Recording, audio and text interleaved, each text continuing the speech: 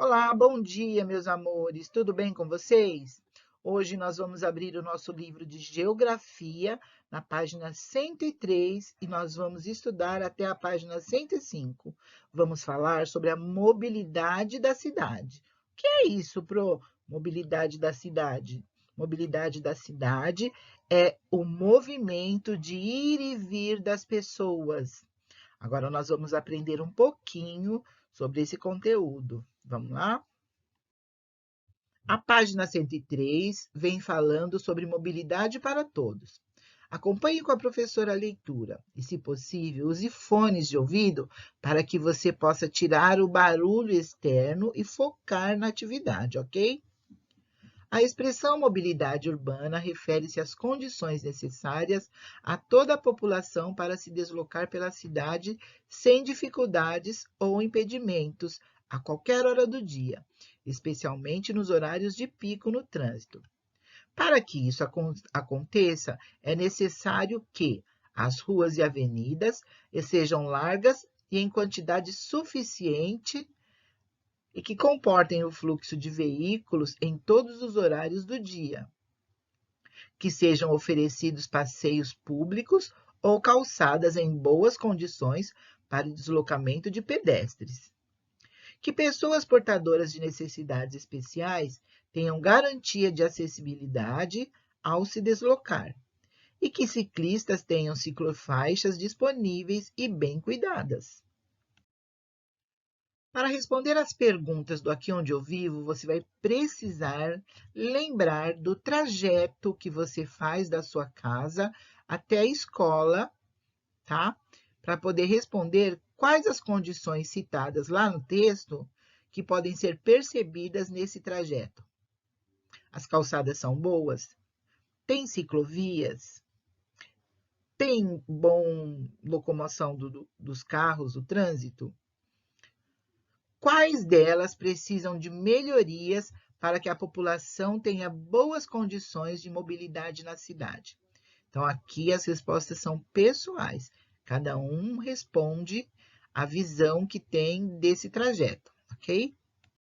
E na página 104, deixa o carro, vai de ônibus. Em dias úteis e em horas de pico, é comum formar um grande congestionamento de veículos nas cidades. Além dessa mobilidade habitual de trabalhadores e estudantes, existe o grupo de pessoas que se desloca ocasionalmente para compras, lazer ou outros serviços. Essa movimentação contínua de pessoas também afeta significativamente o trânsito. Daí a necessidade do favorecimento do transporte público sobre o privado.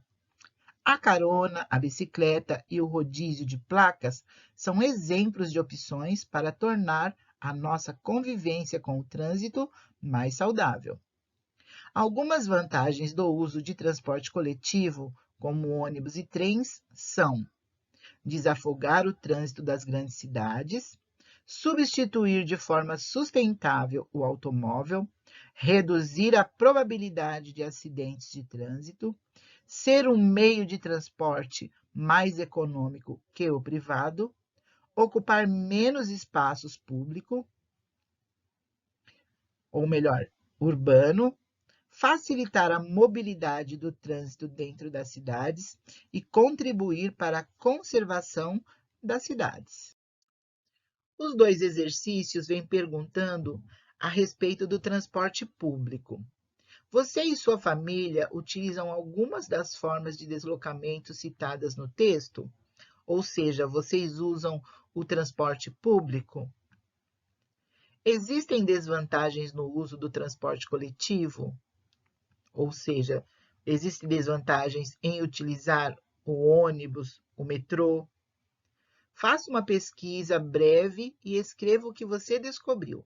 Você pode perguntar para o papai, para a mamãe, se você tiver o vovô ou a vovó aí perto de você, você pode perguntar para eles também. Como andar nas ruas da cidade com segurança? Isso é muito importante. Conforme vimos, pessoas e muitos veículos se deslocam constantemente pelas ruas da cidade. O trânsito é intenso e, por isso, precisamos tomar alguns cuidados. Veja se você, como pedestre, está andando nas ruas com a atenção necessária. Nas vias mais movimentadas, existem faixas de segurança destinadas à passagem de pedestres. Use sempre a faixa, mesmo que seja necessário caminhar um pouco mais para alcançá-la. Sempre olhe para os dois lados na hora de atravessar. Perto da faixa de pedestres pode haver um semáforo, também chamado de sinaleiro ou farol. Fique atento e cruze apenas quando for sua vez. Se estiver acompanhado de um adulto, segure a mão dele. Você vai se sentir mais protegido para cruzar uma rua movimentada. Ao descer de um ônibus, espere que ele saia e só depois atravesse a rua. Nunca passe na frente dele, pois um carro poderá surpreender você. Se precisar de alguma informação oficial, alguém conhecido ou de sua confiança, nunca um desconhecido. Olha só, galerinha, essa é uma dica preciosa para você que vai sair para a rua e precisa andar de metrô, de ônibus, tá bom? Então, presta bastante atenção nesses detalhes. A pergunta número 7. Se você deseja atravessar a rua e só existe semáforo para os carros, em que momento você deve atravessar? Então, você vai atravessar a rua, mas só tem aquele semáforo para o carro. Como que você faz? Você vai esperar que o farol fique verde ou fique vermelho para os carros para que você possa atravessar? Vamos lá? Pense e responda. 8. Em que momento você deve atravessar a rua ao descer de um ônibus? Como a professora já havia dito, você precisa esperar que ele pare e só atravessar depois que ele partir, ok? Agora você vai avaliar-se como pedestre. Então, você vai marcar um X se é sempre, às vezes ou nunca que acontece o que eu vou ler agora. Você atravessa a rua na faixa de segurança sempre, às vezes ou nunca? Marque um X. Só pode ser uma alternativa. Você olha para os dois lados antes de cruzar a rua? Sempre, às vezes ou nunca? Você atravessa a rua acompanhado de um adulto sempre, às vezes ou nunca? Você presta atenção e obedece à sinalização antes de atravessar a rua? Sempre, às vezes ou nunca?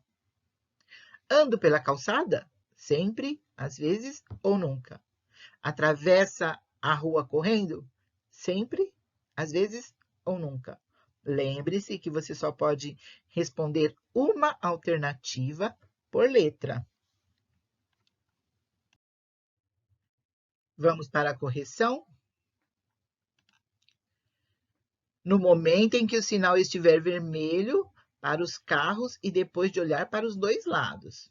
Olha aí, se você escreveu assim, está correto. Se você escreveu a mesma coisa, mas com outras palavras, também está correto, ok?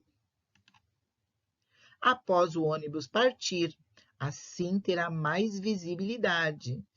Ok, se você escreveu diferente, com palavras diferentes, mas com o mesmo significado, não precisa pagar, tá bom? E é isso.